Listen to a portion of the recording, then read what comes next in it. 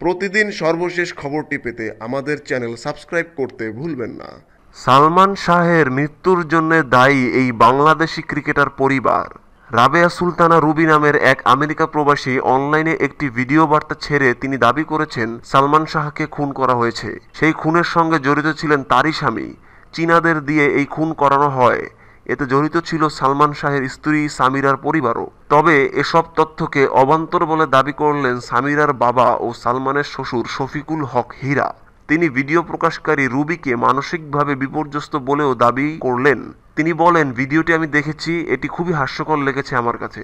শফিকুল হক হীরা নিজের পরিবারকে নির্দোষ দাবি করে আরও বলেন, আমি বা আমার পরিবার যদি মেয়ের জামাই খুনের সঙ্গে জড়িত থাকতাম, তবে যে বছর সালমান মারা গেল সে বছরই সাবের হোসেন চৌধুরী আমাকে সরকারিভাবে ক্রীড়া সংগঠক হিসেবে পুরস্কৃত করতেন না।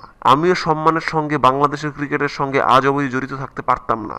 প্রধানমন্ত্রী শেখ হাসিনা জানেন আমি কেমন, এই দেশের ক্রীড়াঙ্গনে আমার কি অবদান। তিনি বলেন, প্রধানমন্ত্রীর কাছে সালমানের মা নিজেও গিয়েছিলেন ছেলে হত্যার শাস্তি চাইতে। কিছু হয়েছে? হয়নি, কারণ একটা আত্মহত্যাকে জোর করে হত্যা বলে প্রমাণ করা যায় না। আর প্রধানমন্ত্রী জানতেন সালমানের মা নীলা চৌধুরী কেমন। স্বৈরশাসক এরশাদের ঘনিষ্ঠ বান্ধবী ছিলেন নীলুফার চৌধুরী ওরফে নীলা চৌধুরী, সেই কথা কারো অজানা নয়।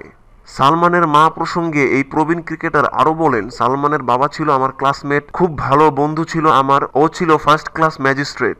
ছেলের মৃত্যু নিয়ে তারা খুব আপসেট ছিল। আমরা একে অপরকে সান্ত্বনা দিতাম। হীরা বলেন, আমরাও সালমানকে প্রচণ্ড আদর করতাম, কারণ ও শুধু আমাদের জামাই ছিল না, সালমান ছিল আমার বন্ধুর পুত্র এবং আমার স্ত্রীর বান্ধবীর পুত্র। ও তখন অনেক জনপ্রিয় নায়ক হলেও খুব বেশি টাকা কিন্তু আয় করতো না। আমাকে প্রায় সময়ই চট্টগ্রাম থেকে 50,000 করে 1 লাখ টাকা করে পাঠাতে হতো। আমি পাঠাতামও সন্তান মনে করি। কেন সে আত্মহত্যা করলো সেটা অজানাই এবং আফসোসের।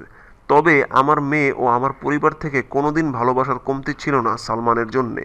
প্রতিদিন সর্বশেষ খবরটি পেতে আমাদের চ্যানেল সাবস্ক্রাইব করতে ভুলবেন না। ধন্যবাদ।